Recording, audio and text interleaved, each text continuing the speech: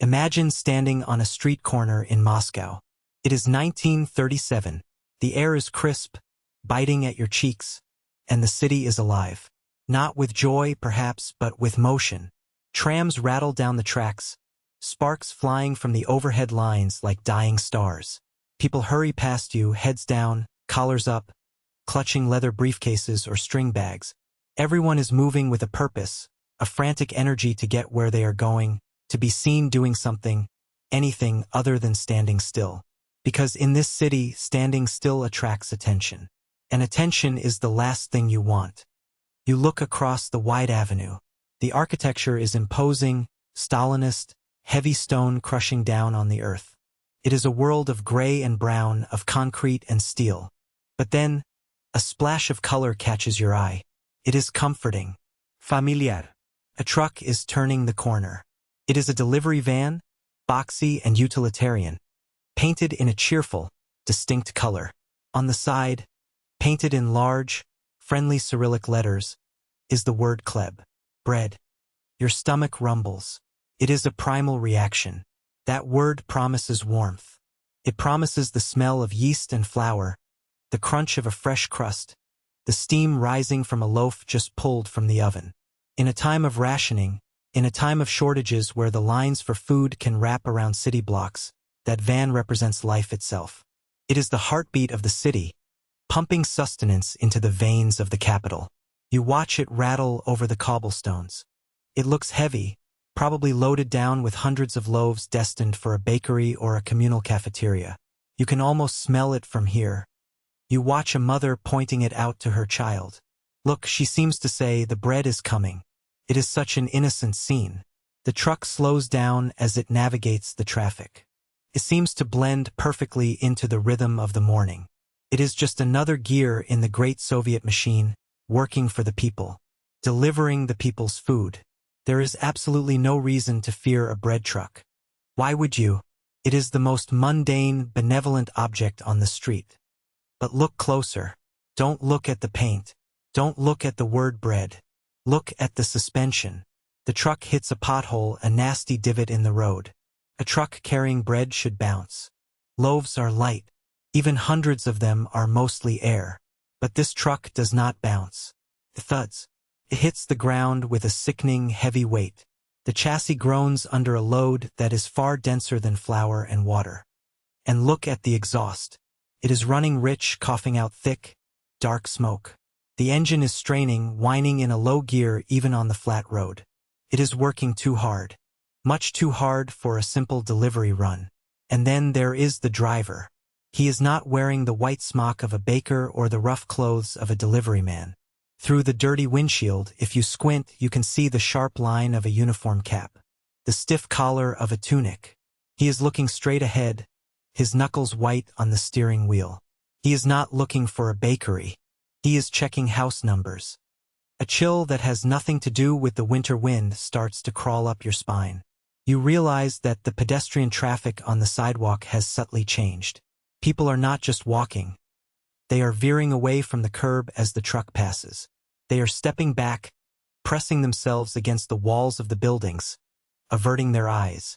They know that this vehicle is not carrying food to the hungry. They know that the word on the side is a lie. A cruel, painted lie designed to mask a terrifying reality.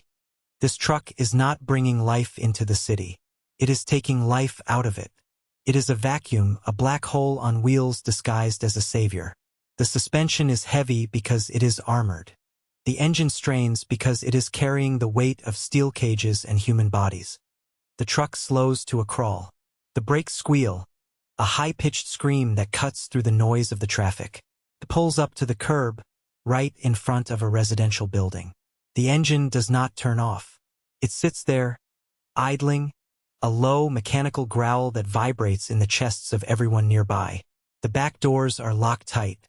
There is no smell of baking bread. There is only the smell of unburnt fuel and cold iron. The door of the apartment building opens. But no one comes out to greet a delivery. Instead, the street seems to hold its breath. The birds seem to stop singing. The illusion of the bread van is shattering crack by crack, right in front of your eyes. You want to run, but you are frozen. You are witnessing the predator in its camouflage. The NKVD has arrived, and they are not here to feed anyone. They are here to feed the machine. The back doors of the van remain shut, ominous and silent. You stare at them, wondering what or who is already inside. And then you see the driver's door open. A boot hits the pavement. Black leather, polished to a shine. The disguise is over. The nightmare is about to begin. To understand why a simple bread truck could stop a human heart, you have to understand the color black. Specifically, the glossy midnight black of a GAZ M1 sedan. In the years leading up to this moment, that car was the grim reaper of the Soviet Union. We called it the Chorny Voron, the Black Raven. For a long time, it was the only thing you had to look out for. If you saw that sleek black shape prowling your street, you knew someone's life was over. It was a symbol of pure, unadulterated terror. It was effective. It kept the population in check. But the Black Raven had a flaw. It was too loud. Not in decibels, but in presence. When a Black Raven pulled up to a crowded apartment block, the panic was immediate. Windows slammed shut. Lights were extinguished. People would scream. Sometimes, neighbors would try to intervene, or crowds would gather, creating a scene that the state found disorderly. The NKVD, the secret police, were masters of logistics, and they realized that mass hysteria was inefficient. They didn't want a spectacle. They wanted a disappearance. They needed to pluck a citizen out of their life as easily as pulling a weed from a garden, without the rest of the garden noticing. They needed a mask. They needed to move through the city like a ghost. And what is more invisible than the service vehicles that keep a city running? The trucks that deliver the mail, the meat, and the bread. The decision was a stroke of twisted genius. They took the terror of the Black Raven and wrapped it in the comfort of daily bread. It was psychological warfare on a granular level. By disguising their mobile prisons as food delivery vehicles, they weaponized hope. They took the one thing people looked forward to, food, and turned it into a trap. Imagine you are sitting in your communal apartment. It is late, perhaps 2 in the morning. This is the witching hour, the time when the arrests happen. You have not slept well in months. Nobody has. You are sitting at a small, wobbly table, nursing a cup of tea that has gone cold. You are listening. You are always listening. You know the sound of the elevator, the squeak of the stairs, the heavy tread of boots. Every sound is a potential threat. You find yourself bargaining with fate. You tell yourself that you are loyal. You have done nothing wrong. You are a good Soviet citizen. But you know that innocence is no defense. The quota must be filled. You stand up and walk to the window. You pull the curtain back, just an inch. You need to check the street. It is a ritual. You look down into the courtyard, scanning for the Black Raven. Your heart is hammering against your ribs. But the street is empty of sedans. There is no sleek black car waiting with its headlights off. There is only a truck. A boxy, colorful truck parked near the entrance. You let out a breath you didn't know you were holding. Relief washes over you, so intense it almost makes you dizzy. It is just a bread van. The driver is probably taking a break, or perhaps there is a late delivery for the morning rush. It looks so harmless sitting there. It means the city is still working. It means life goes on. You tell yourself that the NKVD does not drive bread vans. They are the sword of the revolution. They do not drive bakery trucks. You are safe. For tonight, you are safe. You let the curtain fall back into place. You turn back to your room, the tension leaving your shoulders. You might even smile. That van is a sign that the world is normal. You decide to finally try to sleep. You begin to unbutton your shirt, your fingers fumbling slightly with the buttons because your hands are still shaking from the earlier fear. You think about tomorrow. You think about work. You think about your family sleeping in the next room. But then the building vibrates, not from a truck engine, but from the slamming of the heavy front door downstairs. It is a sound you know. It is a sound that travels up the ventilation shafts and through the thin floorboards. It is followed by the sound of heavy footsteps. Not one person, 3, maybe 4. They are moving fast. They are not taking the elevator. They are taking the stairs 2 at a time. The sound is rhythmic, aggressive, and getting louder. You freeze. Your shirt is half open. The relief you felt 10 seconds ago curdles in your stomach. You listen to the footsteps climbing. First floor, second floor. They are getting closer. But your mind is screaming a contradiction. There was no black car. You checked. You saw it with your own eyes. There was only the bread van. The footsteps continue to rise, relentless and heavy. Third floor. They are on your landing now. You stare at your apartment door. It is a flimsy piece of wood, painted a peeling green. It is the only thing separating you from the hallway. You pray they will walk past. You pray they are going for the neighbor, the one who tells the loud jokes. But the footsteps stop. Silence hangs heavy in the air for 1 second, 2 seconds. And then it happens. A fist pounds against the wood. It is not a polite knock. It is a demand. It is the sound of authority that does not expect to be denied. Open up. NKVD. The illusion shatters. The bread van was not a delivery. The bread van was for you. And as you stare at the trembling door handle, you realize that the trap has already sprung. The sound of a fist hitting wood at 3 in the morning is the loudest sound in the world. It doesn't just echo in the hallway. It echoes inside your skull. It rattles your teeth. That first pound is the sound of your life breaking into 2 distinct pieces. The before and the after. For a split second, you are paralyzed. Your brain frantically tries to reject reality. Maybe they have the wrong door. Maybe it is a mistake. Maybe if you stay perfectly still, if you don't breathe, they will go away. But the pounding comes again, harder this time, accompanied by the voice that tolerates no delay. Open up. You move like a puppet on strings. You don't feel your legs carrying you to the door. You unlock the latch with trembling fingers, the metal feeling freezing cold against your skin. You open the door, and the hallway light spills into your dark apartment. Standing there are 3 men. They are young, surprisingly young. Their cheeks are flushed from the cold outside. They wear the blue-banded caps of the NKVD. They do not look like monsters. They look like men who are simply doing a job. Men who are annoyed that you made them wait. They push past you before you can even speak. They don't ask for permission. They flow into your home like a dark liquid, filling every corner. One of them, the senior officer, thrusts a piece of paper at you. It is a warrant. You try to read it, but the letters swim before your eyes. You see your name. You see the stamp. That is all that matters. It is official. You are an enemy of the people. Behind you, your wife wakes up. She comes to the doorway of the bedroom, her hand clutching her throat. She sees the uniforms and she makes a sound. A small, strangled gasp that hurts you more than a physical blow. The officers ignore her. To them, she is part of the furniture. They begin the search. This is the invasion. They pull books from the shelves, shaking them by the spine to see if forbidden pamphlets fall out. They sweep the family photos off the mantel. They open drawers and dump the contents onto the floor. Your clothes, your letters, your private life, all now a pile of trash for them to sift through. The brutality lies in their casualness. They are not angry. They are bored. One of them lights a cigarette, tapping the ash onto your floor. He picks up a porcelain figurine, looks at it, and tosses it onto the sofa. They are looking for evidence of a crime you didn't commit, but you know they will find what they need. A letter from a relative abroad? Espionage. A book of poetry? Anti-Soviet agitation. Or perhaps they find nothing at all, and that is suspicious too. Only a spy covers their tracks so well. Get dressed, the senior officer says. He doesn't look at you. He is looking at his watch. He has a schedule to keep. There are other doors to knock on tonight. You fumble for your clothes.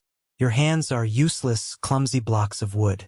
You try to put on your trousers, but your balance is gone. You almost fall over. It is a humiliating, pathetic dance. You want to have dignity in this moment. You want to stand tall and demand answers. But fear strips you of dignity. You are just trying to put on your socks while a stranger watches you with dead eyes. Pack a bag, he adds. Warm clothes, no metal, no velts. Those words are a sentence in themselves. Warm clothes. It means you are going somewhere cold.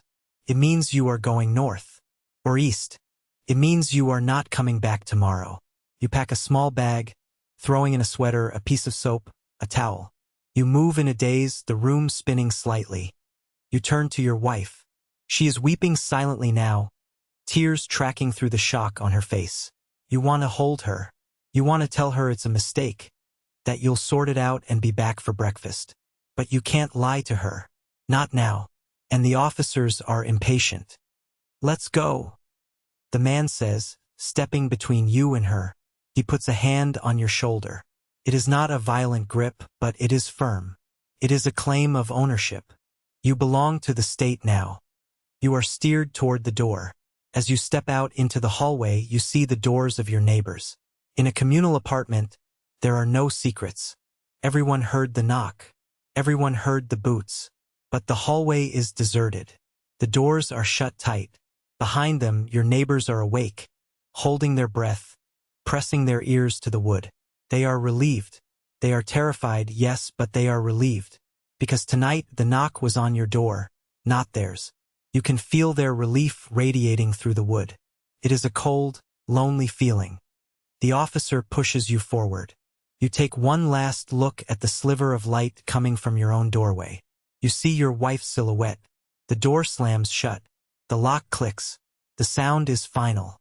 You are now standing in the dim, dusty hallway, smelling of old cabbage and damp plaster.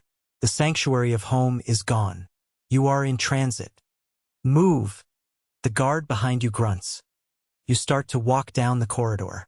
Your legs feel heavy, as if you are wading through water. You are heading toward the stairs, toward the street, toward the unknown. But in your mind, you are holding onto one small, desperate hope. The bread truck. You remember seeing it. Maybe it's just a transport. Maybe it's just a ride to the station. It's a civilian truck. It's colorful. Can't be that bad if they are using a bread truck, right? You reach the top of the stairs. The descent begins. Every step takes you further from your life and closer to the thing waiting on the pavement. You don't know it yet, but the walk you are about to take, from the front door to the curb, is the longest walk of your life. And the horror hasn't even truly started. The staircase of a Moscow apartment building in the 1930s has a specific acoustic quality. It is a vertical tunnel of concrete and stone that amplifies everything. As you begin your descent from the third floor, the sound of your own footsteps feels deafening. It is a clumsy, shuffling rhythm. You are wearing your boots, but the laces are not quite tight enough because your hands were shaking too much to tie them properly. Behind you, the heavy tread of the NKVD officers strikes the stone with military precision. Clack, clack, clack. It is the sound of the machine driving you forward. You pass the second-floor landing. The light bulb here is burnt out, casting the corridor in a gloomy, gray shadow. You know the family that lives in the apartment on the left. The Ivanovs. Their son plays the violin. You have complained about the noise in the past. Now, you would give anything to hear that screeching violin.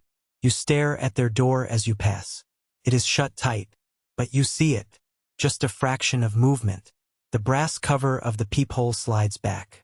A single eye appears in the circle of glass. You want to stop. You want to shout. You want to say, "Help me. Tell them I am innocent. You know me." But the words die in your throat. The eye in the peephole does not look sympathetic. It looks terrified, and then it looks cold.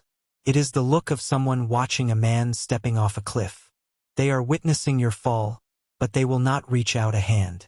To reach out is to be pulled down with you. The brass cover slides back into place with a soft, metallic snick. It is the sound of your community severing its ties with you. You are no longer a neighbor. You are a contagium. You have been marked by the state, and in their eyes you are already dead. The guard behind you shoves your shoulder. It is a casual, dismissive push, like he is moving a piece of livestock through a gate. "Keep moving," he mutters. He sounds bored. He is thinking about his shift ending. He is thinking about a cigarette. The banality of his evil is almost more terrifying than his gun. To him, this is not a tragedy. It is a Tuesday. You reach the ground floor. The air here smells different. It smells of wet wool, old dust, and the biting cold coming from the main entrance. The concierge is there, the old man who sweeps the snow and watches the comings and goings. He is pretending to fix a loose tile on the floor. He does not look up as the procession passes. He knows better. He likely saw the officers come in and said nothing. He likely held the door for them. In this world, survival means blindness. It means seeing everything and seeing nothing at all. One of the officers steps ahead to open the heavy front door. A blast of winter air hits you in the face. It is shocking, freezing the tears that you didn't realize were on your cheeks. It wakes you up from the trance, sharpening your senses. The reality of the night crashes into you. You are leaving your home. You may never walk through this door again. The thought tries to anchor you to the floor, to make your legs heavy as lead, but the momentum of the guards is irresistible. You are swept out onto the porch. The street is dark. The street lamps are dim, casting pools of sickly yellow light on the dirty snow. The city is asleep. The windows of the buildings across the street are black eyes, unseeing and uncaring. You feel incredibly small. The sky above is a vast, indifferent void. You shiver, pulling your coat tighter around yourself, clutching your small bag of belongings against your chest like a shield. And then you see it. Parked right at the curb, engine idling, exhaust puffing white clouds into the freezing air. It is not the Black Raven. Your mind does a somersault. Even now, with the officers flanking you with the warrant in their pocket, your brain clings to the visual evidence. It is the bread van, the cheerful, colorful box on wheels. The word "Kleb" stands out even in the gloom. Confusion wars with terror. Why are they taking you to a bread van? Is this a mistake? Are they just using a requisitioned vehicle? For a fleeting second, a bizarre hope flares up. Maybe they are just transporting you somewhere for questioning, and they didn't have a car available. It looks so normal. It looks so safe. It belongs to the daylight, to the world of bakeries and breakfast. It does not belong to the secret police at 3 in the morning. The lead officer walks towards the rear of the truck. He does not go to the passenger door. He goes to the back. He raps his knuckles against the rear panels. Bang! Bang! You watch mesmerized. You expect the driver to hop out and open the doors. You expect to see stacks of wooden crates, maybe the smell of sourdough. But the driver doesn't move. Instead, you hear a mechanical clank from the inside, a heavy, metal sound. The locking mechanism of the rear doors is being disengaged from within. The doors swing open, and as they do, the streetlights catch the interior. The breath is knocked out of your lungs. The illusion of the bakery vanishes instantly, replaced by a visual that makes no sense. There is no bread. There is no open space. There is only a narrow, dark corridor of steel, and the face of another guard staring out from the gloom. The bread van is a lie, and you are about to be swallowed by it. There is a specific kind of madness that takes hold when your eyes tell you one thing and your gut tells you another. You are standing on the freezing pavement, the snow seeping through the thin soles of your boots, staring at the back of a delivery truck. The paint is a cheerful, utilitarian brown and beige. The word "Kleb" is painted in a bold, trustworthy font. It is the kind of vehicle that brings excitement to children and relief to housewives. It is the most innocent object in the entire city of Moscow. And yet, the men holding your arms, the men with the blue banded caps and the revolvers on their hips, are treating it like a fortress. You blink, trying to clear the hallucination. You almost expect a baker to jump out, laughing, to hand you a warm loaf and tell you this has all been a terrible misunderstanding. But the air around the truck is not filled with the aroma of yeast. It is filled with the thick, choking smog of unburnt diesel and a strange, metallic sharpness that tastes like copper on your tongue. The cognitive dissonance strikes you like a physical blow. The Black Raven, the terrified whisper of the black sedan, was at least honest. It looked like a predator. It moved like a shark. It announced its intentions with its very shape. But this is a perversion. This is a wolf not just in sheep's clothing, but in the clothing of the shepherd. You realize with a sinking horror the brilliance of the cruelty. The NKVD has not just hidden their operations. They have woven them into the fabric of daily life. By disguising your abduction as a food delivery, they have made the city complicit in its own terror. How many times have you walked past one of these vans? How many times have you smiled at one? How many times have you stood next to one at a traffic light, never knowing that inches away, behind a thin sheet of metal, a man was screaming silently in the dark? The realization makes you nauseous. The city is not safe. The mundane is not safe. The very symbols of survival have been weaponized against you. The officer at your side grows impatient. The silence of the street is heavy, and he wants to be moving.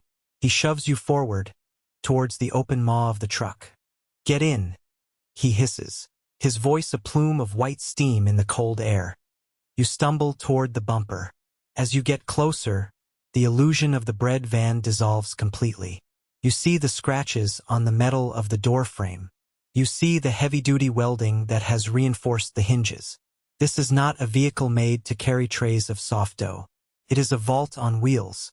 The friendly paint job is just a skin, a thin veneer stretched over a skeleton of industrial cruelty. You look up at the open doors. From the darkness of the interior, a guard reaches out. He is not a driver. He is a warden. He sits on a small bench just inside the doors, a rifle resting across his knees. His face is in shadow, but you can see the dull glint of his buttons. He beckons you with a flick of his hand. It is a small, bored gesture. He has done this a dozen times tonight. You are just another loaf of bread to be stacked. Your body rebels. Every instinct you have screams at you to run. You want to twist away, to sprint down the icy street, to scream until the windows of the apartment blocks shatter. But you know the physics of this situation. You know that before you could take 3 steps, the man with the rifle would end you, or the men behind you would club you to the ground. Resistance is not just futile. It is suicide. And so, you are forced to participate in your own kidnapping. You have to lift your foot. You have to step up onto the metal step. You have to climb into the mouth of the beast voluntarily. You place your hand on the cold metal of the truck to steady yourself. It vibrates with the idle of the engine. It feels alive, a mechanical beast purring with anticipation. You look back one last time. You look at the street. You look at the front door of your building. You look at the dark window of your apartment where your wife is sitting, paralyzed by fear. You are saying goodbye to the world of light, to the world of air, to the world where things are what they appear to be. You step inside. The floor is metal, slippery and hard. The guard inside grabs your arm, his grip like a vice, and pulls you out of the view of the street. The transition is instant. One moment you are in Moscow under the winter sky. The next you are inside a machine. But as your eyes adjust to the gloom, you see that it is not just an empty cargo hold. It is not a space where prisoners are thrown together on the floor. It is something far more intricate. Something designed by an engineer who viewed human beings as problems to be solved. You are not standing in a truck. You are standing in a mobile dungeon. The interior is a labyrinth of wood and steel, a honeycomb of tiny doors. The guard points his finger at a narrow, dark slot in the wall of the truck.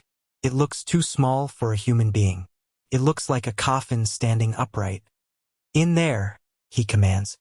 And as you stare at the dark hole, the full weight of the nightmare crashes down on you. You are not just being taken away. You are being erased. You are standing in the aisle of a nightmare. The interior of the truck is a triumph of sadistic engineering. From the outside, the vehicle looks like a simple box, a rectangular container meant for stacking crates of rye bread or sacks of flour. But inside, the space has been carved up with mathematical cruelty. There is a narrow central corridor, barely wide enough for the guard to walk down. He stands there, his head bowed slightly to avoid the metal roof, his boots planted on the steel floor. He is the master of this tiny, rolling kingdom. But on either side of him, the walls are not walls at all. They are doors. Small, wooden doors. They are lined up in rows like the lockers in a factory changing room, but far, far smaller. These are the cells. The prisoners call them kennels. The NKVD calls them cups. It is a terrifyingly accurate description. You are not meant to inhabit this space. You are meant to be poured into it. The design is intended to maximize the number of human bodies that can be packed into a single vehicle while ensuring that no prisoner can see, touch, or speak to another. It is isolation in a crowd. It is solitary confinement on wheels. The guard shoves you toward the nearest open door. You look into the black void of the cell. It is impossibly small. It is perhaps 2 feet square, maybe less. It is not designed for a human being with shoulders, with legs, with a need to breathe. It is a vertical coffin. It is lined with tin or rough sheet metal, cold to the touch. There is no bench. There is no seat. In some of the larger vans, there might be a narrow ledge barely wide enough to perch on, but in this one, there is only the floor. You are expected to stand.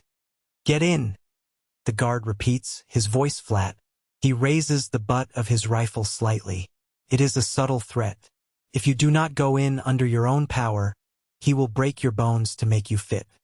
You step into the darkness. Your shoulders scrape against the sides of the compartment. The space is so tight that you have to pull your arms in against your chest, hugging your small bag of belongings like a lifeline. You cannot turn around. You cannot shift your weight. You are wedged in like a piece of timber. The air inside the cubicle is stale and hot, smelling of old sweat, fear, and the lingering metallic scent of the previous occupant. You realize with a shudder that hundreds of people have stood exactly where you are standing. This box has absorbed the terror of 1,000 souls. You try to crouch just to see if it is possible, but your knees hit the front panel before you can even dip them. You are forced to stand at attention. It is a posture of submission enforced by geometry. The architecture of the truck demands that you remain rigid, upright, and helpless. Then comes the sound that will haunt you for the rest of your life. The guard steps forward and slams the door. It closes inches from your nose. The darkness becomes absolute. There is no light, save for perhaps a tiny pinprick through a crack in the welding or a ventilation slit so small it barely admits air. The latch clicks shut on the outside. You hear the heavy metal bolt slide home. You are sealed in. The separation from the world is now total. Just moments ago, you were on the street. You could see the sky. Now you are buried alive in a wooden box inside a steel truck disguised as a bakery wagon. Panic begins to rise in your chest, hot and suffocating. You want to hammer on the door. You want to scream. Your breath comes in short, ragged gasps, consuming the limited oxygen in the tiny space. The claustrophobia is a physical weight, pressing down on your skull. You feel the walls closing in, darker and tighter with every second. You tell yourself to breathe. You tell yourself to stay calm. I am a Soviet citizen, you think. I have rights. This is a mistake. But the darkness does not care about your rights. The darkness only cares about containing you. Through the thin wood of the door, you can hear the guard moving in the corridor. You hear the heavy thud of his boots. And then you hear the rear doors of the truck open again. A blast of cold air rushes into the corridor, chilling the sweat on your forehead. You hear voices outside, a rough command, a muffled plea. "Please, comrade. I need my medicine," a voice says. It is an old man's voice, trembling and weak. "Move," comes the bark of the officer outside. You hear a struggle, scuffling feet on the metal steps, a gasp of pain. Then the heavy, dragging sound of a body being hauled into the truck. The guard in the corridor grunts with exertion. Another door is unlatched. You hear the sound of someone being shoved into a cell, perhaps the one right next to you or directly across the aisle. The old man is sobbing now, a quiet, broken sound. "Silence," the guard hisses, striking the wood of the cell with his rifle butt. The sound is like a gunshot in the confined space. The sobbing stops, replaced by a terrified wheeze. The latch clicks. Another prisoner is secured. You realize then that the truck is not leaving yet. The engine is still idling, vibrating through the soles of your boots and rattling your teeth. You are just the first course, or the second. The bread van has a route. It has a quota to fill. It will not return to the depot until every single one of these tiny, wooden coffins is full. You are going to sit here, trapped in the dark, waiting for the cargo hold to fill up with human misery. You stand there in the pitch black, listening. You listen to the city outside, muffled and distant. And then you hear it, a sound coming from the cell next to yours. It is faint, barely a whisper, vibrating through the thin partition that separates you. It is a scratching sound, a rhythmic, desperate scratching. And then, a voice so low it is almost a thought. "Comrade?" The voice whispers. "Comrade, are you there?" You freeze. The whisper from the other side of the wooden partition hangs in the stale air like a ghost. "Comrade, are you there?" It is a human sound, a desperate plea for connection in a place designed to strip you of your humanity. Your heart hammers against your ribs. You want to answer. You want to press your lips to the rough wood and whisper back, to tell the stranger that yes, you are there, that you are scared, that you don't understand what is happening. You want to form a brotherhood of the doomed in the dark. But you don't speak. You can't. Because just inches away, on the other side of your cell door, the guard is prowling the corridor. You can hear his breathing. You can hear the fabric of his uniform rustling as he shifts his weight. If you speak, if you acknowledge the voice next door, you invite the devil in. You remember the stories. You know that discipline in the transport vans is enforced with a heavy hand. A rifle butt to the stomach, a boot to the shin, or worse, a note made in your file before you even reach the prison. Uncooperative, agitator. So you stay silent. You swallow the urge to communicate, and that silence tastes like ash. The scratching next door stops. The stranger understands. The silence is not a rejection.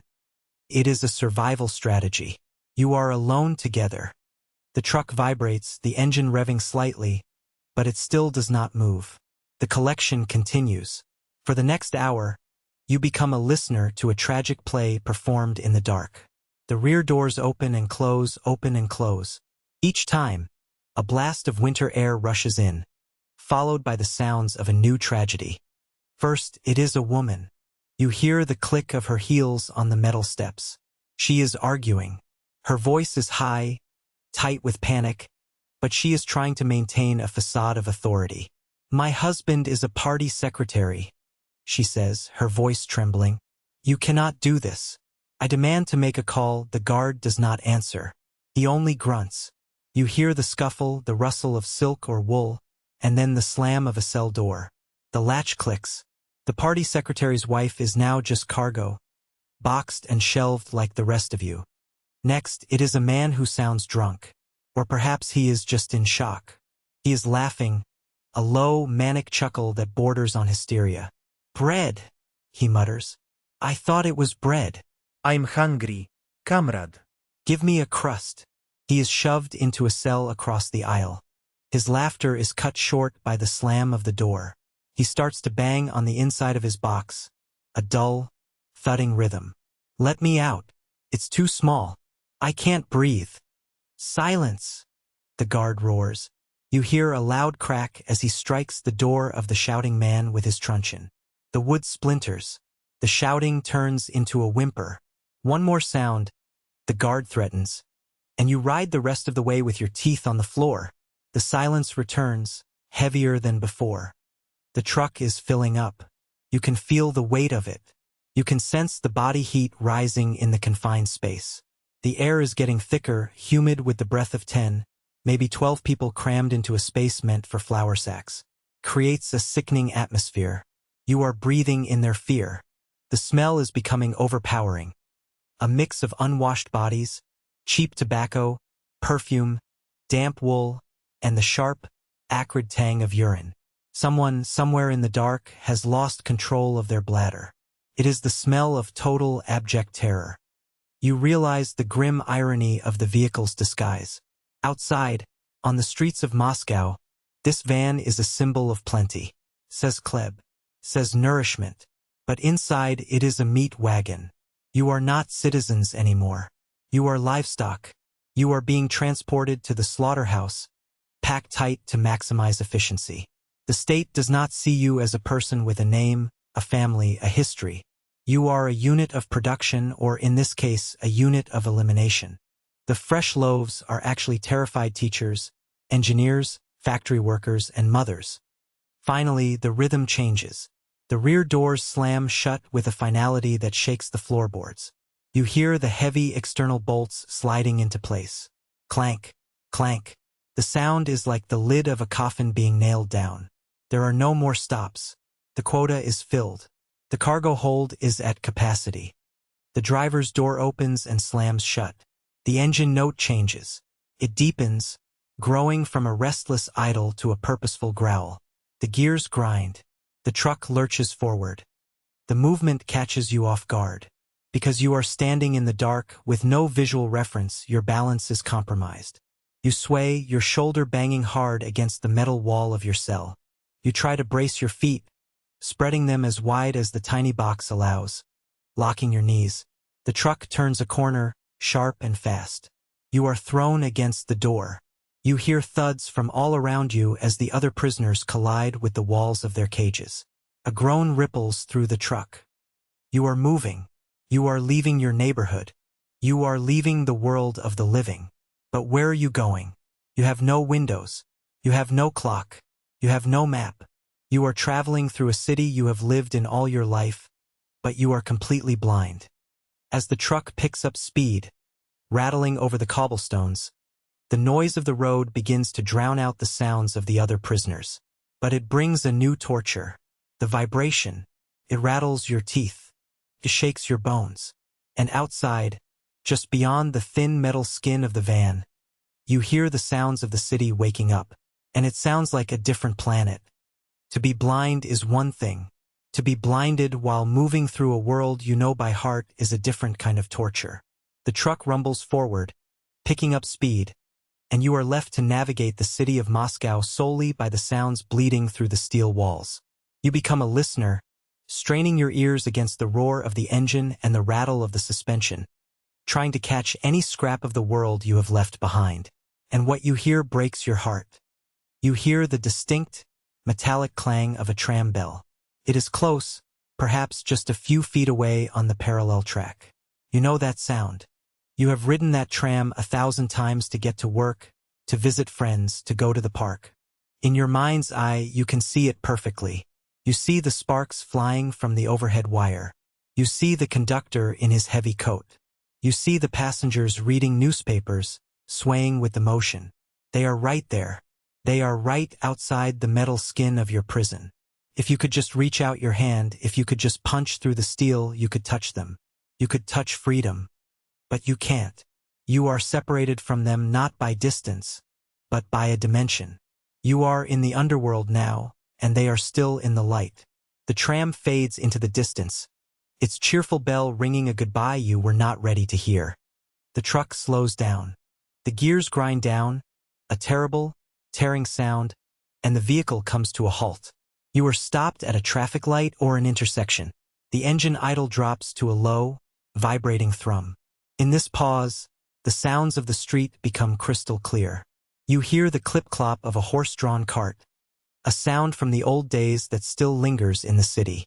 You hear the shrill whistle of a traffic policeman directing the flow of the morning rush. And then you hear voices. "Look, fresh bread," a woman says. Her voice is muffled but distinct.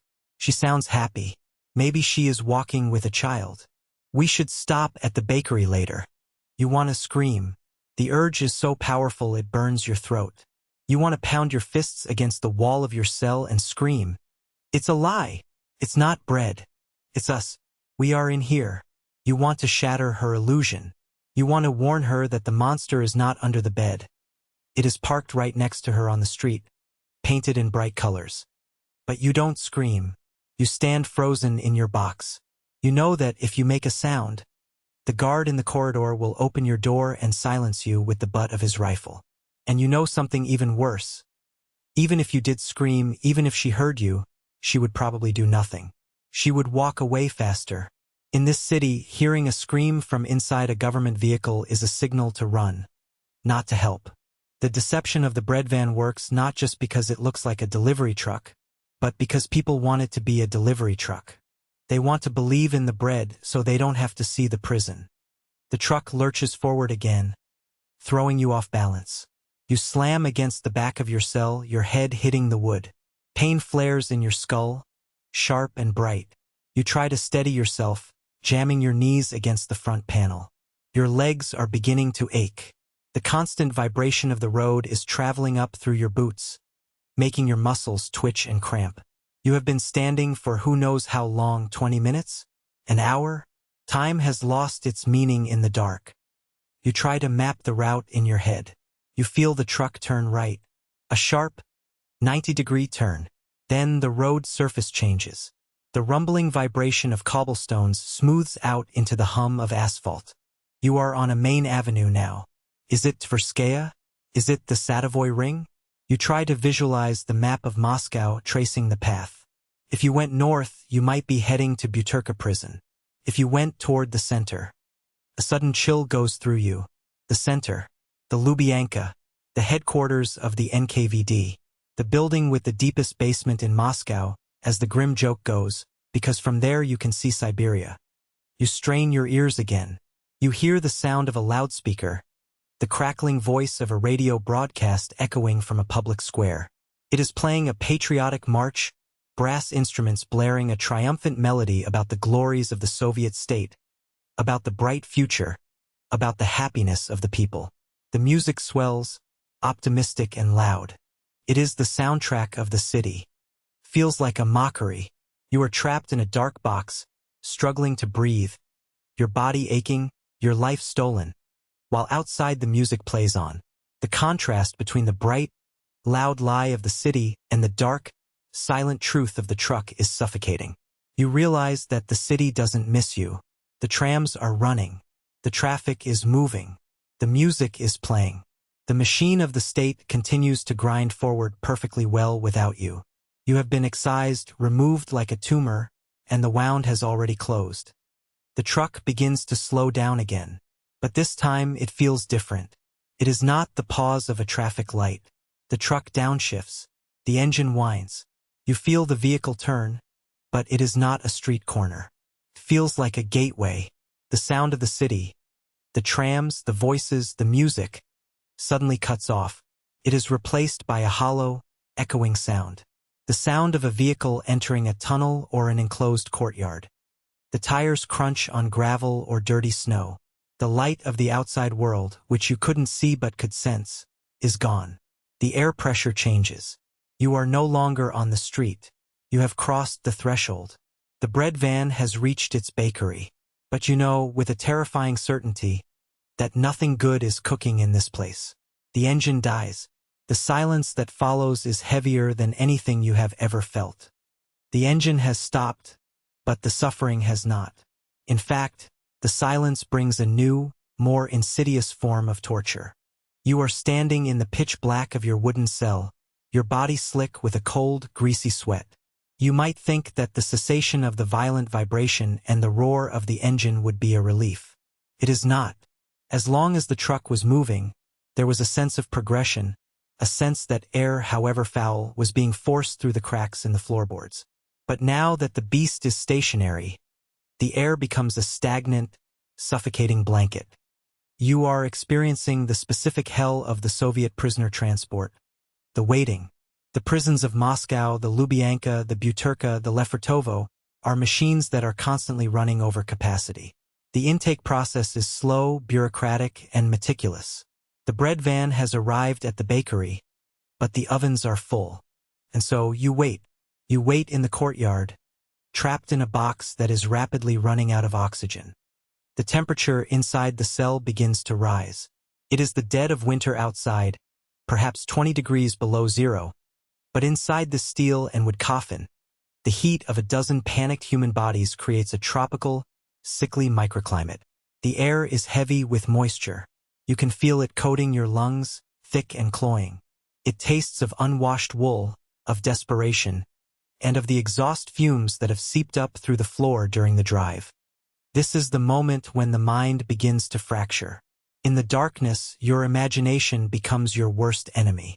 You start to think about the stories. You have heard the whispers in the queues, the rumors passed between friends after too much vodka. You know that not all vans are just transports. You know about the Dushagubka, the soul killer, the gas van. The concept is simple and horrific. The exhaust pipe is redirected into the cargo hold. The passengers are not driven to a prison. They are driven around the ring road until the carbon monoxide does its work. As you stand there in the dark, tasting the acrid, metallic tang of the fumes on your tongue, the panic sets in. Is the air getting thinner because the truck is crowded? Or is it getting thinner because they are pumping poison into the box? You try to sniff the air, but your nose is numb. Your head is swimming. A dull, throbbing ache starts behind your eyes and wraps around your skull like a tight iron band. You feel your knees begin to buckle. The space is too small to fall, so if you pass out, you will simply slump against the door, wedged in place like a broken doll. You fight to stay awake. You bite your lip until you taste blood, just to have a sharp sensation to anchor you to reality. I am alive, you tell yourself. I am breathing. But not everyone is as strong. From the cell to your left, you hear a sound that makes your skin crawl. It is the sound of sliding, fabric against wood. Then a dull thud. The man who was whispering earlier, the one who asked for a comrade, has collapsed. You hear his breathing change. It becomes a ragged, wet snore. He is unconscious. He is slumped at the bottom of his vertical coffin, his neck likely bent at an impossible angle. Help him! You want to scream, but your throat is dry as sandpaper. And who would you be screaming to? The guard? The guard knows. The guard is sitting in the corridor, likely smoking a cigarette, indifferent to the cargo. To him, the man next door is just a package that has fallen off the shelf. He will be unloaded with the rest. The claustrophobia reaches a crescendo. The walls of the wooden box feel like they are physically contracting, pressing in on your chest. You have to fight the urge to claw at the wood, to tear your fingernails off trying to dig a hole to the outside. You are buried alive. You are a loaf of bread that has been left in the oven too long, burning, blackening, turning to ash in the dark. Time loses all meaning. Have you been waiting in the courtyard for 10 minutes? An hour? 3 hours? It is not uncommon for prisoners to be left in these vans for half a day, waiting for a slot in the interrogation rooms. You start to hallucinate. Flashes of light burst behind your eyelids. You see your wife's face. You see the dinner table. You see the cheerful paint on the side of the van. Kleb, the lie of it mocks you. You are starving for air inside a vehicle that promises food. Your heart is fluttering in your chest. An erratic, terrified bird beating against the cage of your ribs. You are on the verge of losing consciousness. The blackness of the cell is merging with the blackness of your mind.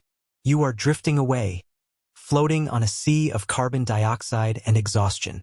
It would be so easy to just let go, to stop fighting the walls, to slide down and join the man next door in the oblivion of the floor. And then, just as your vision begins to tunnel, just as you are about to surrender to the suffocation, a sound cuts through the haze. It is the sound of heavy metal grinding against metal. A bolt is being drawn back.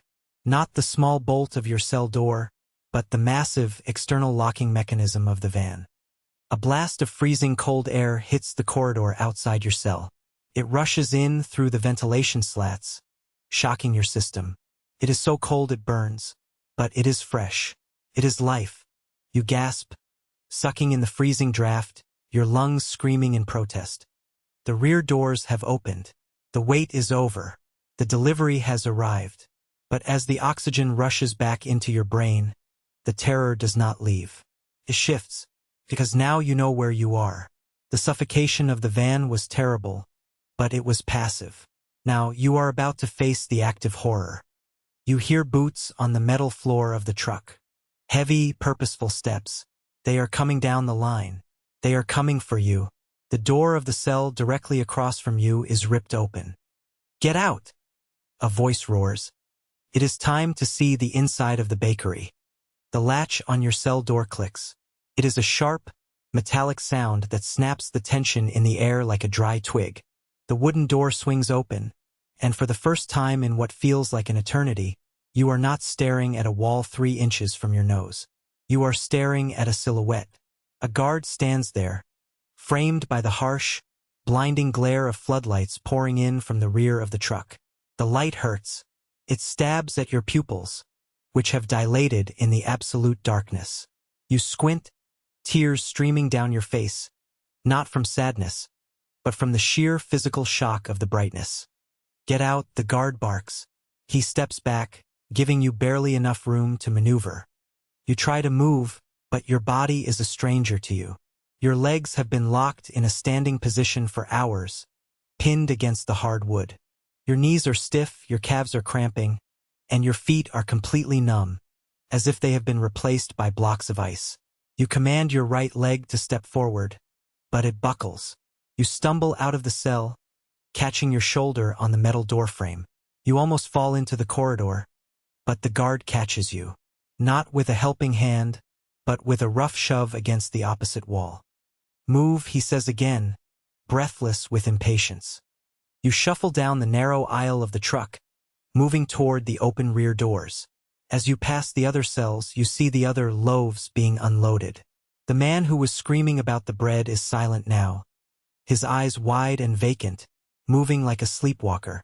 The old man who collapsed is being dragged out by his heels, his head bumping rhythmically against the metal floor. They handle him with the same casual indifference a baker would show to a sack of flour that has split open. He is just damaged goods. You reach the end of the truck. You step down onto the frozen ground. The air is frigid, sharp enough to freeze the moisture in your nostrils instantly. You look around, trying to get your bearings. You are in a courtyard.